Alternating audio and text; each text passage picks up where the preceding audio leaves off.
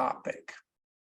So our guest today is going to be Dr. Rouzbeh Ghabchi. He's the Associate Professor at the Department of Civil Engineering at South Dakota State University. And today he's going to be giving a talk on sustainable asphalt mixes containing plant-based nanofibers. So without further ado, I'd like to turn it over to our guest, Dr. Rouzbeh Ghabchi. Hello, thank you, Dr. Molina. So today, as Dr. Molina stated, we are going to talk about sustainable asphalt mixes containing plant-based nanofibers. This is a project funded by the Mountain Plains Consortium, and we did it maybe a few years ago. And today I'm going to discuss some of the outcomes of this study. And at the end, we will share some more documents as complementary documents to this discussion so that you can have access to it, and more details are over there. So today's presentation has 5 sections. First, we will have a short introduction and literature review. Then we'll talk about the objectives. And then we will review the materials and methodologies applied for this study. And then we'll talk about the results and the conclusion section. So as introduction, more than 94% of the paved roads in the US are asphalt pavements, and 27 million tons of asphalt binder per year are produced in the United States. 4,000 or maybe more than 4,000 asphalt plants produce 500 to 600 million tons of HMA annually. However, the rising oil and gas prices, also environmental concerns, lead the pavement industry to use a category of a new generation of the pavements called green pavement technologies. Some of these technologies are well known to the asphalt industry, such as warm mix asphalt, and which is a technology successfully used by in many projects. Also, recycling of reclaimed asphalt pavement, RAP, is widely used nationwide, and in some cases there are some success stories with recycled asphalt shingles.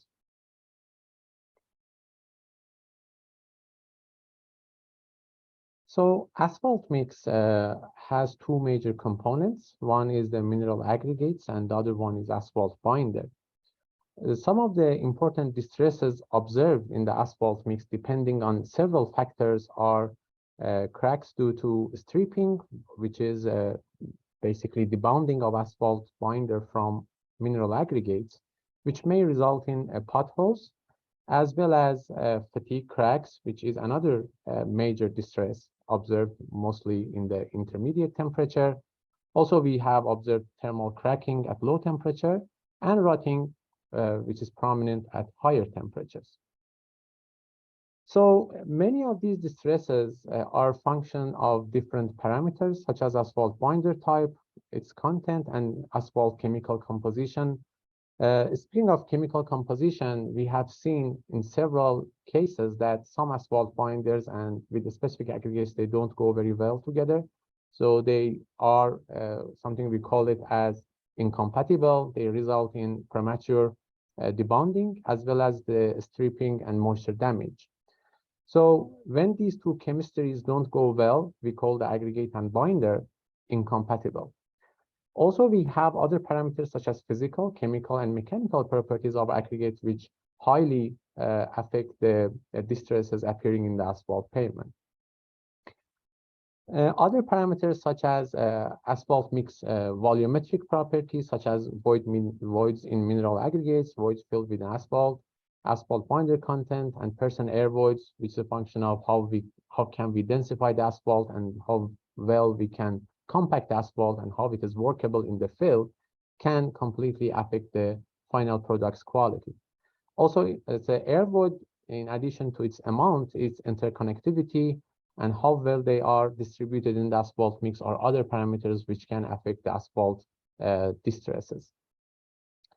Other parameters such as the environmental conditions during the construction and traffic loads, what we anticipate and what actually happens, are other parameters that affect the pavement performance, and freeze-thaw cycle, which is also environmental action. Other parameters such as using de-icers and the UV exposure and other things can affect the final product's durability. So since the asphalt binder is a very major component of the asphalt mix, we need to have a good understanding of what is the performance grade of the asphalt binder and how it is achieved.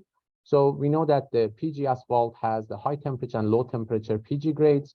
The high temperature PG is the average, the temperature at which the pavement may undergo at the average 7-day maximum pavement temperature. And the second number is the minimum pavement temperature, which it is going to work at. So whatever the temperature window between those two numbers, the asphalt mix is supposed to perform well against rotting and thermal cracking. In order to engineer the asphalt binder, there are many different methods. One of them is to use additives. So additives commonly used in asphalt are polymers, fibers, also the ground tire rubber, RAP and RAS, polyphosphoric acid, other oxidizer and waxes are widely used in order to engineer the performance grade or the effective performance grade in the mix. So one category of the additives which is widely used in order to modify asphalt is polymer and polymer modification. The polymers are divided themselves to different groups, such as elastomers, consisting of things like SBR and natural rubber. Also, we have thermoplastic elastomers, such as SBS, and thermoplastic, such as EVA resin. So, although it has been found that these polymeric materials work very well with the asphalt binder, and it gives the engineering properties that we may need. But the problem with these materials are that they are very costly. So the cost of these materials are one of the parameters that always may limit the use of these type of materials. Also, they are sourced from petroleum, which with rising oil prices, also the cost of the polymers and polymer modified asphalt can fluctuate drastically. In addition to polymers, sometimes in the mixes, some different types of fibers are used. So these fibers can, in some cases, as claimed by their manufacturers, can to some extent substitute the polymers. So many different types of fibers are marketed, such as basalt fiber, polyester fiber, aramid fiber, carbon fibers, and diatomite fiber. However, the asbestos fibers are no longer used widely because of their health and environmental concerns. Among different types of fibers, the cellulose fibers are the focus of this study. So we are aiming at finding a solution so that using some sources which are natural and they are renewable from the agricultural products. So if we can develop some sort of fibers that can be used in the asphalt mix, that would be very beneficial because of the cost and also renewability of the source. And it also can add to some independence from the petroleum products. So cellulose, which is the most abundant naturally occurring biomaterial, is present in the plants and their structure. So it gives the structural stability to the plant widely, and it is pretty much abundant and it is very cost effective. Wherever that we have plants, we have cellulose. It is a reliable source because we can plant and we can from the farming products we can get it very easily. It is renewable. Also, it's environmentally friendly, and it has a very good mechanical properties with tensile strength in vicinity of 60 megapascal and Young modulus about 3 gigapascal. It makes it a very, very good product. So the point here is to take the cellulose, which has very good mechanical properties and it's renewable, and convert it to very small fibers in the scale of nanofibers, and then use these type of nanofibers in the asphalt mix to replace some of those fibers which come from the petroleum products. Therefore, the important objectives of this study is to first produce cellulose nanofiber or CNF in the lab and see if it is a scalable technique so that it can be used in at a larger scale. So we have applied the techniques called electrospinning for producing the CNF in the lab. And after producing it and after optimizing this process, we would like to investigate, the objective is to investigate the effect of incorporating different amounts of CNF in 3 types of asphalt binders, which one of them are selected to be non-polymer modified, and the other 2 which are polymer modified asphalt. We want to know about the fracture energy at low temperature. Also, we would like to know the effect of CNF on the dynamic viscosity of the binder using the RV test. Also, we aimed at evaluating the effect of different amounts of CNF in asphalt binder on adhesion and moisture-induced damage potentials, because this is another important thing that we need to have an eye on it in order to make sure that the durability of the asphalt mix is guaranteed. Also, we want to know about the properties of asphalt mixes containing different amounts of CNF. So for that purpose, we did tests such as semicircular bend, Hamburg-Will tracking, and the TSR test to know about the cracking, rotting, and moisture-induced damage potentials. So we came up with a test matrix as shown here. As you can see, we have produced cellulose nanofibers. This is how we planned for producing it, which I will give more information about how the production is. And then we characterize the produced cellulose nanofibers. Also, in the binder study, we looked into binder aggregate adhesion. We used a PG58-28, PG64-34, and PG70-28 containing different amounts of CNF. So we tested the adhesion of this material with gravel, granite, and quartzite. In addition, we did additional testing on binder fracture energy.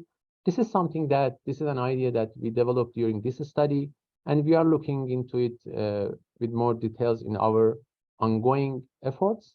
So we want to know what is the binder fracture energy. So we know the asphalt mix fracture energy by different tests, one of which is SCB test, but we also would like to know what is the fracture energy of the binder itself. So that is something that I will talk about it in the coming slides. Dynamic viscosity is a common test conducted by using a rotational viscometer. Also, the hot mix asphalt cracking, rotting, and stripping tests were conducted by applying SCB, Hamburg-Will tracking, and DSR methods. So the first thing that we needed to find out was how much of the parameters needed for production of cellulose nanofiber. So the production of cellulose nanofiber was done by applying electrospinning method. So the electrospinning method is simple but effective. So here is a solution of cellulose in the syringe that we add to it. And then we connect the syringe to the high voltage. So this is the voltage supply or high voltage power supply. And we just connect the one side of it to the high voltage. And then we have another metallic collector on the other side, which was connected to the other side of the high voltage power supply. So what happens in process is that because of high voltage, the electrons would like to jump from the tip of the syringe on the metallic collector. Just imagine that if you have high voltage between 2 sources, what you will get will be an electric arc, right? So in this process, this time instead of electric arc, what we have electrically loaded particles of the solution in the syringe, which are jumping from this tip on the metallic collector. And during this process, the cellulose nanofiber, which is deposited on this metallic collector are produced. So what is inside the syringe? Inside the syringe, we have different types of solutions. We tried 5 different types of solution. One was the cellulose acetate, which dissolved in the acetone with a concentration of 15% by weight. So the other solution was the same with acetic acid with 13%, and the other one was cellulose acetate in the acetic acid and water with 17%, and so on and so forth. So we tried many different types of these combinations until we found a combination that worked pretty well. And I'll talk a little bit about that, how we determined that which combination works well. So we went with the cellulose acetate and water, acetone and water, and we produced that with a ratio of the solvents of 88 to 12, the acetone to water ratio. And the concentration of the polymer used was 17%. So during that process,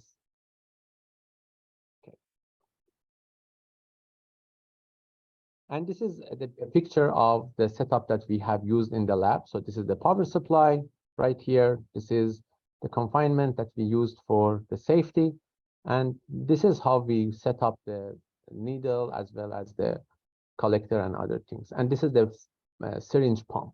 So we can control the ratio, the volume of the material being pumped inside the chamber by changing the parameters on this syringe pump. So after producing the cellulose nanofibers, we use scanning electron microscopy in order to know what is the structure of the fibers that we produced in the lab.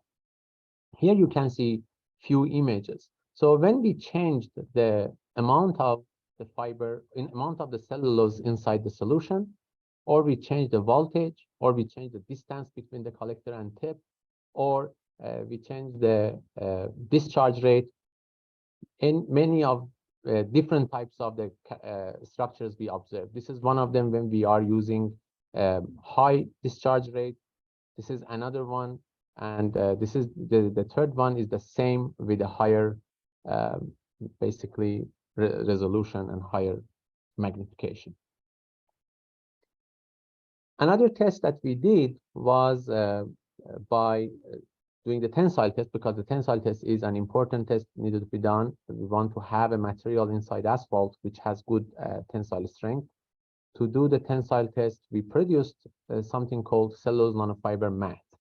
So as you can see on this image, we collected the cellulose nanofiber on an aluminum sheet, on an aluminum foil basically. Then we removed the foil from the collector, and then we started to fold the mat until we get some specimen like this. However, in this process, we needed to make sure that weight of the deposited material is the same for all samples. The other thing was the length of the specimen that was folded like this was the same. And with the same length and with the same weight of the samples, we were trying to ensure that we have same amount of cross-section of the fibers in the tensile test. Otherwise, there is no other method to control the cross-section. And this is the equipment that we use for the tensile strength testing.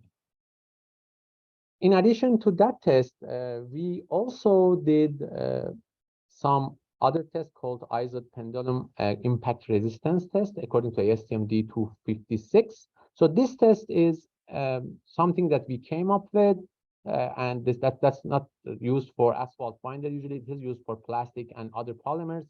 So the case here was to first make a sample of asphalt binder with and without cellulose nanofibers. So we came up with a design of a mold just similar to the BBR test mold, but the dimensions of the mold were to comply with the ASTM standard. After we made the mold, so we and have the asphalt binder mixed with the fibers, then we put them all together as shown in this picture, and then poured the asphalt binder in the mold, made a notch on the asphalt binder, and tested it at -14 degrees. And here you can see the setup of the test. This is a pendulum, and then you have your sample here, and this is a magnified sample that is shown in this image.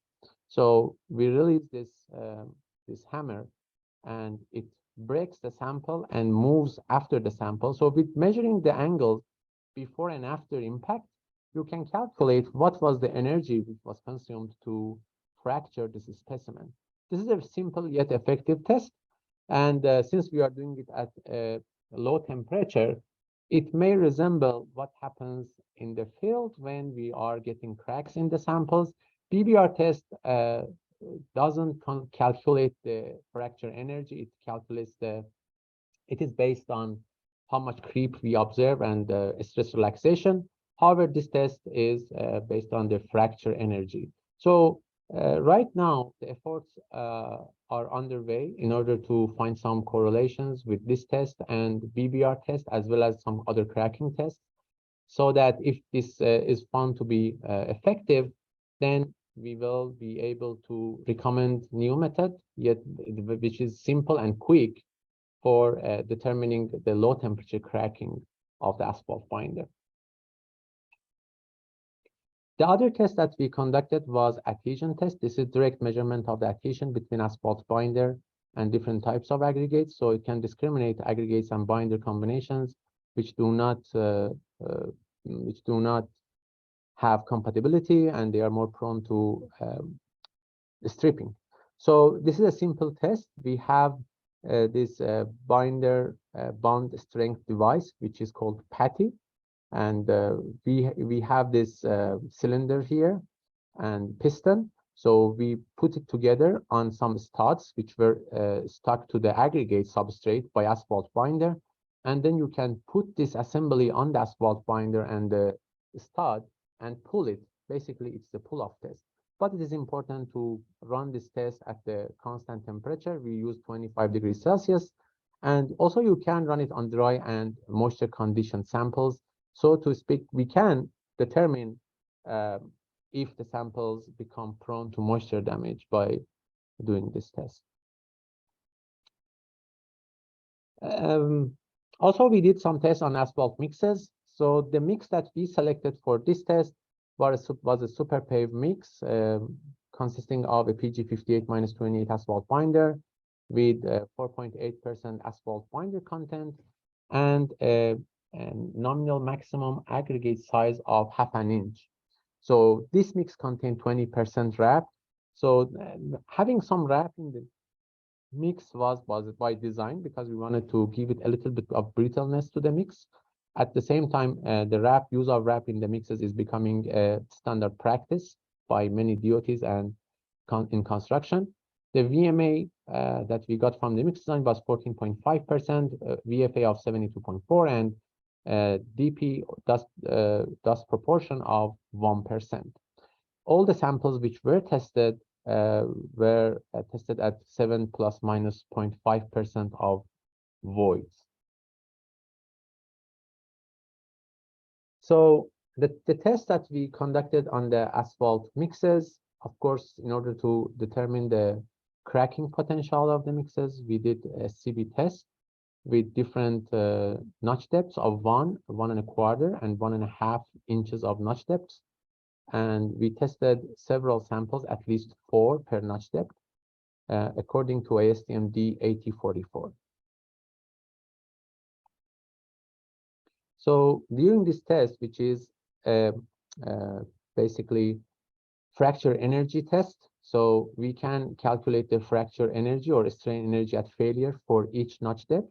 Then we can find out the variation of the fracture energy with the notch depth. And from the slope of that, we can calculate the critical strain energy release rate. So higher the critical strain energy release rate, higher the resistance of a mix to cracking. Of course, in order to know the resistance to rotting, we conducted the Hamburg wheel tracking test on these samples. And this test serves us 2 purposes. One is to determine the propensity of the mix for rotting. Also, if we observe some stripping inflection point, it determines if the mix is prone to moisture damage. Finally, we conducted the tensile strength ratio test according to AASHTO T283 method. So in this method, we have two sets of samples. One are tested in dry condition, the others are tested after moisture conditioning of saturated samples. And then we calculate the tensile strength of each sample using the indirect tensile strength test. And we divide the condition to non-condition samples strength in order to in order to get the TSR value. So the higher the TSR values means that the effect of moisture on stripping of the sample was less. Another part of this study was to determine the cellulose nanofiber, of course, characteristics.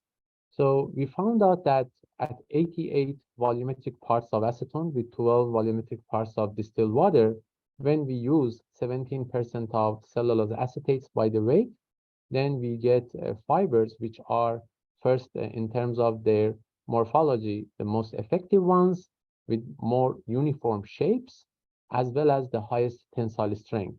So on the left, you can see the SEM image of the fibers, which are produced in random directions. Also, on the bottom left, you can see the section of one of these fibers, which you can see higher magnifications.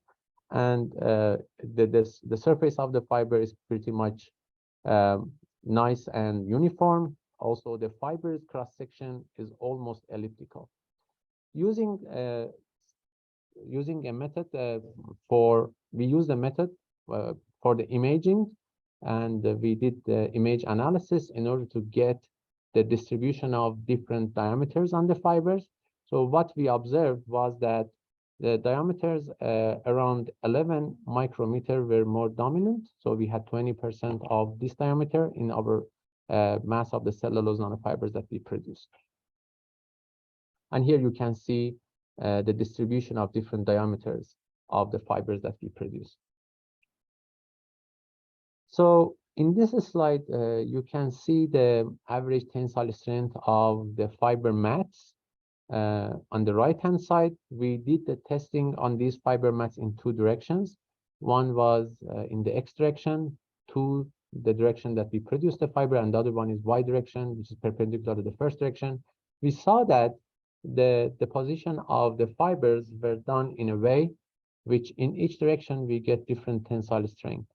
For example, in the X direction, we get tensile strength around 9 Newton for the whole, and in the Y direction, we see a little bit less tensile strength. However, in the Y direction, we were able to see that average strain as failure was higher than those when tested in the X direction. So this production method is directionally sensitive. So it is sensitive to which direction you take the fibers from, but the rest is just in between these two values.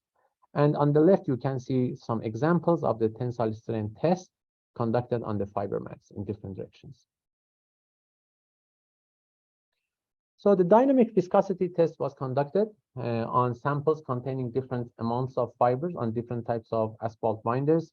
So on the left, you can see the results of different amounts of fibers, which were 0%, 0.3%, and 0.7% of fibers. For the PG 58-28, this one is for 64-34, and the last one is for 70-28. So we observed that as we used more polymer modified asphalt binder, the temperature sensitivity went down, very consistent with the same thing that we saw with the binder itself, even without fiber. But for the lower PG grades, like 58-28, we started to see that the fibers start to change the viscosity more effectively than the other types. And it makes sense because the PG 64-34 and 70-28 are expected to have higher viscosity, and the matrix itself has a higher viscosity. So the material, when it is added, the effect on the viscosity is going to be less than those for the softer binders. However, consistently, we observed an increase in the dynamic viscosity with addition of the asphalt binder. The next test was to see what is the effect of amount of CNF incorporated in the asphalt binder on the fracture energy using the ISO impact test. The first thing that we were easily able to see was that with increasing the PG grade, even for 0% CNF, the measured fracture energy was increasing. So the first takeout of this observation was that this test method is able to discriminate between different types of asphalt binder. So with addition of the fiber to asphalt binder, we started to observe an increase in the fracture energy consistently for all amount of fibers for all types of asphalt binders. So, for example, this one is for the PG58-28. You can see consistent increase in the fracture energy. And this makes sense because we expect that for this test, fibers will also be fractured, or they will break due to this test after test. And since the asphalt binder is more brittle than the cold asphalt binder is more brittle than the CNF fiber, so as we increase the amount of fiber, the fracture energy is increasing. So other observations were just based on the adhesion to 3 different types of asphalt binders. In addition to measurement of the adhesion, we also recorded the percent of the cohesive and adhesive failures in those asphalt binder and aggregate systems. So to the left, you can see a PG58-28 containing different amounts of CNF, 0, 3.3, and 0.7. Same amounts for the PG64-34, and same for the PG70-28. So the light color columns represent pull-off test result or pull-off strength of the samples for the dry specimens, and the darker columns represent average pull-off strength for the moisture conditioned specimen. And the PSR, which stands for pull-off strength ratio, is the ratio of the average moisture conditioned to average dry specimens pull-off strength. So it is somehow similar to the TSR value. The higher these values, we would expect that we see the higher resistance to the moisture-induced damage. Overall, what we were able to observe was that when using the fibers, we are not going to see drastic change in the resistance to moisture damage. For example, if you look at the 0% CNF on a PG58-28, for the moisture condition sample, we also see almost the same amount of pull-off strength. However, for the dry samples, we observed a little bit of reduction in the pull-off strength. And on the right, you can see how the adhesive and cohesive failures distribute between dry and moisture condition samples. For example, you can see for the blue columns, for most cases for PG58-28, the failures are cohesive. It means that it doesn't happen in the interface of asphalt and aggregate. However, we're using PG70-28, the amount of adhesive failures started to increase. And this was interesting observation. As we went from PG58-28 to PG70-28, the percent adhesive failure started to increase. However, for the dry samples, we consistently observe the pretty much cohesive failures for all cases. We did exactly the same thing for quartzite, and observations were relatively similar. But one interesting observation was that for PG64-34 and PG70-28, overall, we observed that we increasing the cellulose nanofiber. We saw higher amounts of higher values of the pull-off strength for the moisture condition samples. However, for the PG58-28, the trend was mixed. But again, what we can observe is that we don't see that much of reduction in resistance to moisture damage. Also, we observed similar results for adhesion to gravel, which I'm not going to talk too much about. There are many data points, and if it is needed, we can get back to these slides and we can talk more about them. Next was to characterize asphalt mixes resistance to cracking. according to the SCB test method. First, we tested the HMA without any CNF, and we got some critical strain energy release rate, or JC value of 0.53. And as the CNF amount increased, we started to see higher amount of JC values. So that is very important observation. This is a trend that we see by using the polymer modified asphalt binder. And right now here we can just basically make the same effect by only using the cellulose nanofibers, which was really interesting. But again, this test result is only for one type of asphalt mix, and it is not prudent to take this as the final result for and say that yeah, CNF is going to work with all asphalt mixes. So there might be some limitations, and more studies should be done in order to find out if this is going to happen for mostly all of the mixes.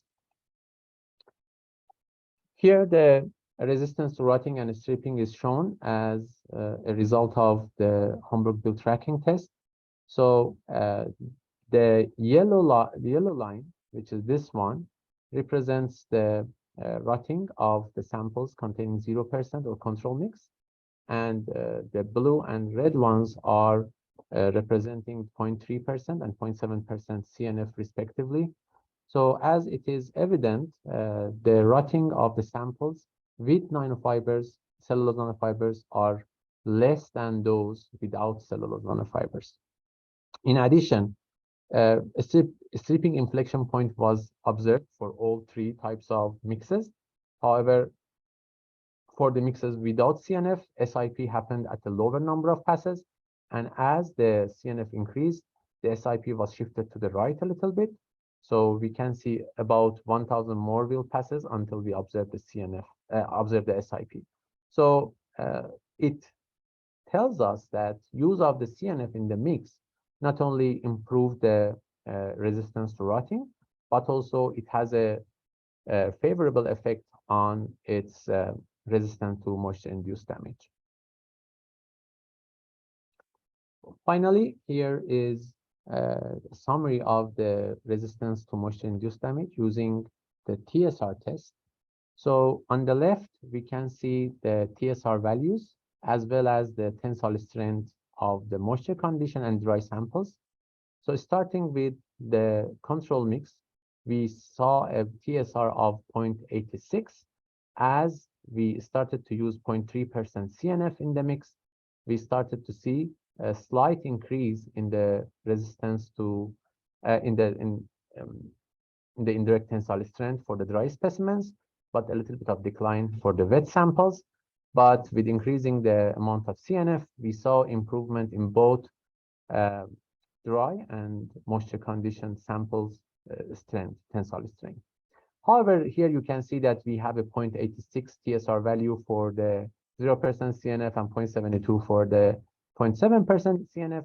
But in these tests, you easily can see that both dry and moisture conditioned tensile strengths are higher than those of the mixes with 0% CNF. So just looking at TSR value may not tell the whole story, and it is important to look into individual wet and dry tensile strengths. So to summarize the findings of this study, we observed that the electrospinning method is easy to use, it is inexpensive, and in many cases it might be scalable for industrial level production of the nanofibers from cellulose. So this method is usually used for production of different types of fibers in the textile industry. So it is shown to be scalable, and for the cellulose nanofiber, we found that it can be used with success. Also, the produced CNF was found to have tensile strength values, which in average differed by 10% when tested in two different directions. That's why we should be mindful when we are using these type of fibers, and know that what type of tensile strength we should apply. Also, incorporation of CNF in asphalt binders was found to result in an increase in dynamic viscosity of all tested asphalt binders and an increase in the dynamic viscosity, it may result in an increase in mixing and compaction temperatures. So maybe we want to use some compaction aids such as warm mix asphalt additives if we want to have longer hauling distance and things of that nature, or compaction at a low temperature. Also, the effect of addition of the CNF to asphalt binder on increasing their viscosities was more pronounced when in the lower temperatures, and also with asphalt binders with a lower PG grade. When it comes to absorbed fracture energy, so these tests, the absorbed fracture energy test showed us that, first of all, this might be a good method for characterizing of the fracture energy at low temperature. So more tests are underway in order to test the feasibility of using this method with more details for characterization of the asphalt mixes, asphalt binders. Also, addition of the CNF was found to improve the fracture energy for all cases that we tested at -40 degrees Celsius. And in addition, the result of the BBS test indicated an overall improvement in adhesion by addition of the CNF. Also, the resistance of asphalt mixes to cracking was found to significantly improve, just what we saw in the SCB test. Also, the use of CNF in mixes was found to effectively reduce the susceptibility of mix to rotting and moisture damage. But the results of the TSR test did not 100% agree with those that we found for the Hamburg-Bill tracking test. However, it showed an improvement in tensile strength values of dry and moisture condition sample as a result of using 0.7%, but when we were testing at 0.3%, the results were a little bit mixed. So there are a few recommendations as well as a result of this study. So it is suggested that the study of the effect of the CNF on the PG and MSCR grades of the asphalt binder to be studied more in depth. So at the time of conducting this study, we did not have asphalt binder lab. However, right now we do have a binders lab. That's why this is something that we are thinking of doing it in the near future. Also, the study, some should study other variations in the electrospinning techniques to explore the effects of different solvents, different concentrations, and temperature, voltage, and tip to collector distance as parameters for the production of the CNF. So we were able to test few combinations. However, there are many more combinations to be tested and find out what are the effect of those combinations on the structure, morphology, and the types of the fibers that we can achieve by these methods. In the case of terminal blending, if we want to add CNF to asphalt binder directly, it means that adding the binder in terminal, so this is called terminal blending. So that one important parameter should be looked into is the storage stability of the CNF modified asphalt binder to see if we have phase separation or something like that. If we have phase separation, then the recommendation is to just use it in plant mixing, actually. So directly introduce these fibers like the Kevlar fibers to the mix directly in the plant. Also, a separate study is recommended to establish solid basis for validating and interpreting the ISO test results in the context of characterization of cracking potential in asphalt mixes. So within the scope of this presentation, we were able to cover these slides. And if you need more information, you can refer to a publication that was a result of this study, which was published in 2021. And if you don't have access to this publication, please let me know, and I can provide you a copy of this study that more details of these results are presented in that publication. So this study, which was presented during this webinar, was conducted with the support from the Mountain Plains Consortium, or MPC, which is a University Transportation Center funded by the United States Department of Transportation through Project MPC 522. Also, the contributions of the Ingevity, Bowes Construction, Jebro, Flint Hills, and GCC Ready Mix Company are all highly appreciated. So, yeah, this is, if you have any questions, just let's open the floor for more questions. Excellent. Thank you for that wonderful presentation, Dr. Ghabchi. That was very illuminating. And as Dr. Ghabchi mentioned, if you do have questions, please raise your hand. You can unmute yourself or ask directly, or if you would like to post a question in the chat, please do so. We'll allow a few minutes for questions if anyone has any comments.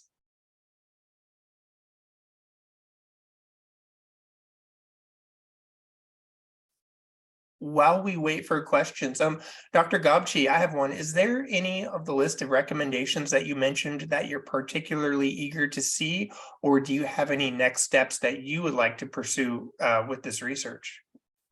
Yeah, thank you so much, Dr. Molina. Actually, we have a lot to explore about the cellulose nanofibers. As I mentioned, right now, fortunately, we were able to put together an asphalt binders lab in here. So in addition to asphalt mix lab, so there are some questions that are out there that we want to find the answers of. One of which is the effect of the cellulose nanofibers on asphalt binders PG grade. So because when we are using the polymers, we see clear change in the PG grade, and we can increase the window of the low temperature to high temperature. The range can increase easily. So we want to really see if that is the case when we use the cellulose nanofibers in the asphalt binder. So that is an ongoing effort that we are doing. And the other part is, of course, MSCR testing. Right now, many departments of transportation are moving from the PG grade to MSCR grade. So that's another thing that we want to see, the effect of the vehicular loads on the resistance of asphalt binder to rotting. So that is the next thing that we would like to explore. The other thing that we want to know really is that for the first time we use this ISO impact test. So that's another thing that we want to see if there is any correlation between the ISO impact test and the bending beam rheometer test results.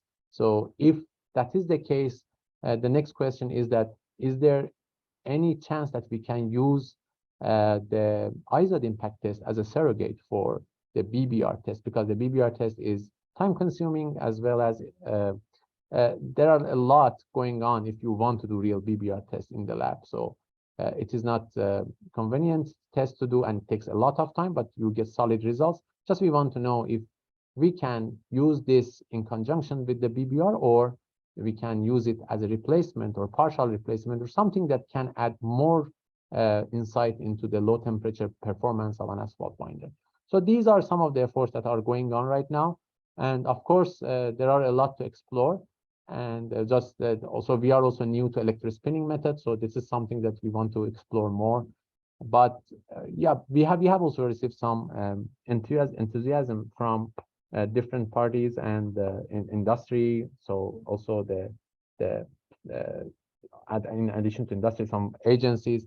So yeah, we are doing some ongoing work on this, and this is just work in progress, actually. Well, it sounds like we're going to need to bring you back for these later presentations. This all sounds really promising. Sure. By the way, thank you so much for the opportunity, actually. Oh, sure, of course. We do have a couple questions, it looks like, in the chat. One, I'm not sure who it's from. It just says iPhone, but the question is, where does cellulose nanofiber fit in with balanced mix design for cracking prevention properties?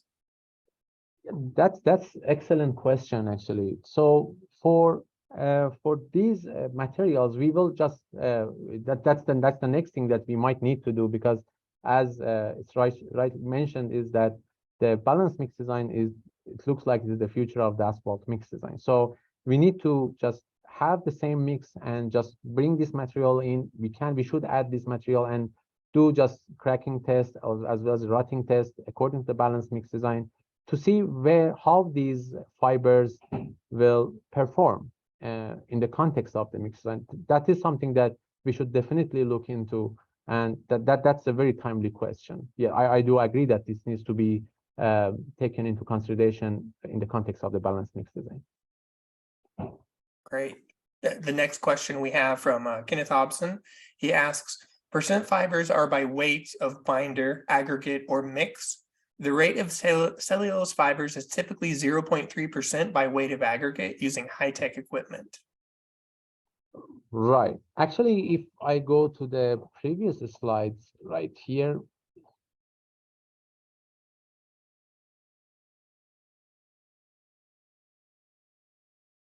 in this study, uh, we added the cellulose nanofiber by the weight of mix.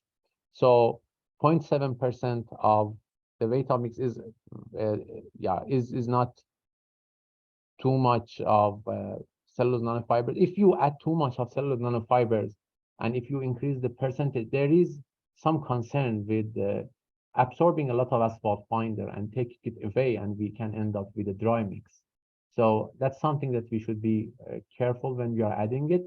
So, but if we want to add more cellulose nanofibers, we may end up with increasing the asphalt binder, which that's something that we may not want to do when we want to keep the cost under control. But so far, we have tested these two amounts by the weight of mix actually.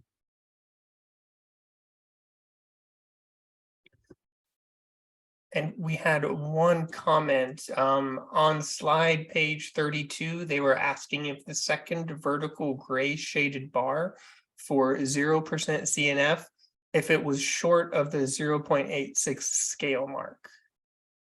Okay. You are okay. So would you please repeat the question? I was just trying to go to the slide. Sure, yeah, I think it was just a comment on slide page 32. The second vertical gray shaded bar for 0% CNF appeared to be short of the 0.86 scale mark. And they say unless they're reading it correctly. Yes, that is less than 0.86. That's correct. So that is something that we observed when doing the TSR test. However, the TSR tests are a little bit, we should be careful looking into TSR results. So we have better tests for moisture-induced damage, which one of them is the stripping inflection point in the Hamburg-Will tracker.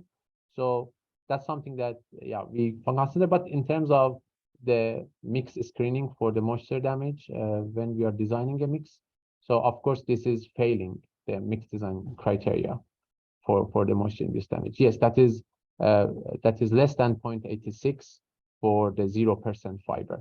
Yes, that's correct.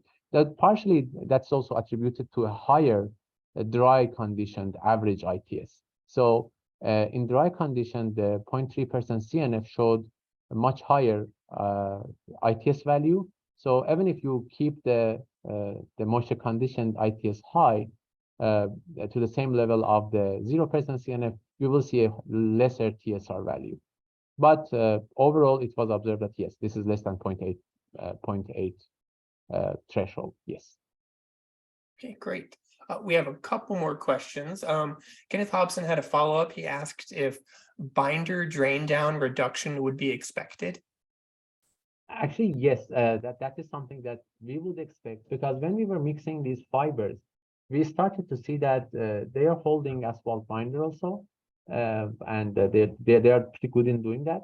So yes, if we use it, although we did not do any drain down test, but we would expect to see that as well when we have mix. But to answer precisely, we have not tested it for the drain down, but this is something that we expect because we are adding to the surface area of the mixed component. So we might expect to see some improvement in the drain down reduction. Perfect. We have a raised hand from Dr. Ashik Ali. Hi, Rouzbeh, how are you? Good. Thank you so much. Nice to hear your voice. Yeah, thank you so much. Same here. Thank you. Yeah, it was a very nice presentation. I really liked it and learned a lot. So one question I have here is about the blending of fiber in binder. So I think you mentioned it partially that there may be some phase separation between binder and the fiber, right? Right. So yeah, so I don't know, do you expect phase separation, or will there be or is it possible to have a full blending and then it may chemically interacting with the binder? What are your thoughts on that? Yeah, actually, that's excellent question, Ashik. Basically, when we mix this fiber with the asphalt binder, we used it immediately after mixing it. So while mixing it, if you don't use the fiber, we started to see that there is some sort of phase separation, but we don't know the extent of it. So how much it is, because we did not do the phase separation test. So after mixing it with binder and adding it, so we made sure that all of the asphalt binder that we heated, we made and mixed were used. So we are confident that we use all the fiber and mix that we produced for the mix design.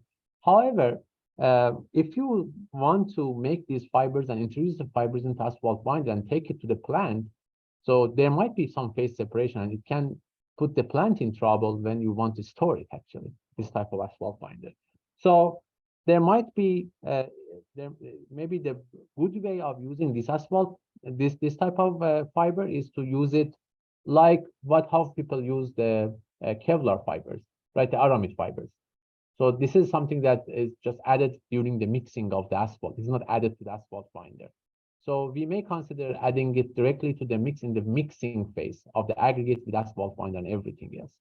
So, but in this study, we added it to asphalt binder, but maybe we should have added it directly to the mix. So that's something that after adding it to binder, we started to see. But after mixing it, we immediately used it in the mix. So we did not wait until phase separation happened.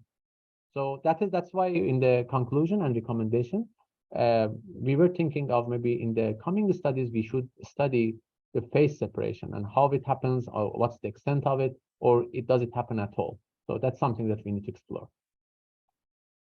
Thank you, Rouzbeh. One more thing is, will the use of fiber increase the optimum binder content?